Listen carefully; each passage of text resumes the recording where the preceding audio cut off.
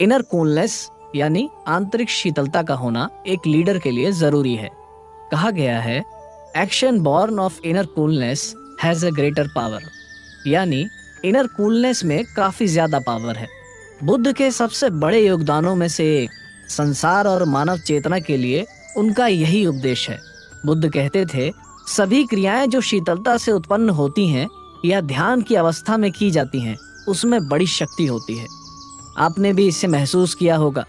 कई बार किसी प्रॉब्लम का सलूशन उस टाइम आपके पास मौजूद नहीं होता जब आप उस प्रॉब्लम का सलूशन जल्दबाजी में खोजना चाहते हैं, लेकिन कुछ समय बाद जब आप शांत होते हैं तो उसका सलूशन खुद ब खुद निकाल लेते हैं।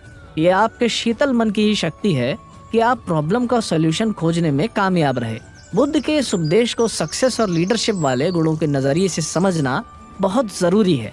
उनका ये उपदेश ना सिर्फ बौद्ध भिक्षुओं के लिए था, बल्कि तमाम वो लोग जो अपने जीवन में ऊंचाइयों पर पहुंचना चाहते हैं, उन सभी के लिए था। लेकिन अब सवाल उठता है कि इस आंतरिक शीतलता को पाया कैसे जाए। आप लोगों के मन में भी जरूर ये सवाल उठ रहे होंगे। आपको बता दें, आंतरिक शीतलता हर इंसान के अंदर मौजूद है। बस जरूरत है उसको इस लेवल तक पहुंचाने की जो आपके लीडर बनने का रास्ता आसान कर देती है।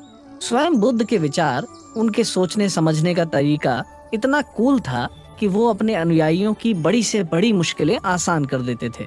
और यही आंतरिक शीतलता के बारे में वो दूसरे बौद्ध भिक्षुकों को भी बताते। बुद्ध ने अपने अनुयायियों को इस आंतरिक शीतलता के लेवल को बूस्ट करने के कई तरीके बताए हैं। इन्हीं में से एक आंतरिक शीतलता पाने के लिए बुद्ध ने जो तकनीक सिखाई है वो है आनापानसति योग। इस योग में लगाए जाने वाले ध्यान को विपश्यना ध्यान कहा गया है। विपश्यना ध्यान एक बहुत ही प्राचीन योग विधि है। देश में इस काफी पुराने योग विधि को लगभग 2500 साल पहले बुद्ध के द्वारा ही लाया गया था। आंतरिक शीतलता एक लीडर को दृढ़ संकल्पित करती है, यानी एक बार जो ठान लिया वो कर लिया, चाहे बाहरी स्थिति कैसी भी हो, सिचुएशन कुछ भी क्यों ना हो। इन बाहरी चैलेंजेस से निपटने के लिए जरूरी है कि आप अपने भीतर की दुनिया में शांत रहिए। इसी प्रकार का उपदेश भगवान बुद्ध ने लीडर्स के लिए, खास तौर पर उनकी लीडरशिप के लिए बताए हैं। एक लीडर को आंतरिक शीतलता के अलावा डिसिप्लिन में काम करने की भी जरूरत होती है। बुद्ध लगातार लोगों को अपने अंदर प्रेम और शीतलता के लिए मोटिवेट करते थे। ये एक रहस्यवादी विद्या है। इसको चीन और जापान से लाया गया। चीन में ये सेलाइन मार्शल आर्ट के तौर पर आया। बुद्ध की शिक्षा बताती है कि मार्शल आर्ट के बीच भी इंसान खुद को बेहद शांत और एकत्रित रखे। दरअसल मॉडर्न युग में आपने अक्सर खेल के मैदान में भी देखा होगा, लीडरशिप के ये सिद्धांत सभी क्षेत्रों में लागू होते हैं। आप इसे व्यापार की दुनिया में देख सकते हैं, राजनीति के माध्यम में देख सकते हैं, धर्म की दुनिया में देख सकते हैं, हर जगह देख सकते हैं। कुछ लीडर्स जैसे नेल्सन मंडेला, महात्मा गांधी जी में भी आपने ये शीतलता देखी होगी। इसीलिए रेसिज्म के विरुद्ध खड़े एक लीडर के तौर पर नेल्सन मंडेला का भी एग्जाम्पल दिया जा सकता है।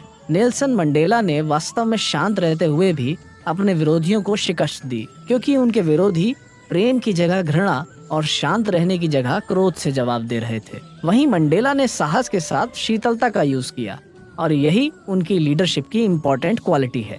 बुद्ध इस शिक्षा के मेन सोर्स हैं। ऐसी शिक्षा जापान के एकिडो मार्शल कलाकार सामने वाले को हराने के लिए यूज करता है, और इसी तरह का एक अच्छा लीडर भी यही करता है। अगर उस पर हमला किया जाता है तो उसको अपनी ऊर्जा का उपयोग करना है और सहजता से इसे अपने साथ जोड़ लेना है। उसके बाद वो किसी को भी हरा सकता है। अगले एपिसोड में हम इनफाइनाइट सेल्फ पावर के बारे में जानेंगे। इस पावर की मदद से एक लीडर अपनी कई सारी मुश्किलें आसान कर सकता है।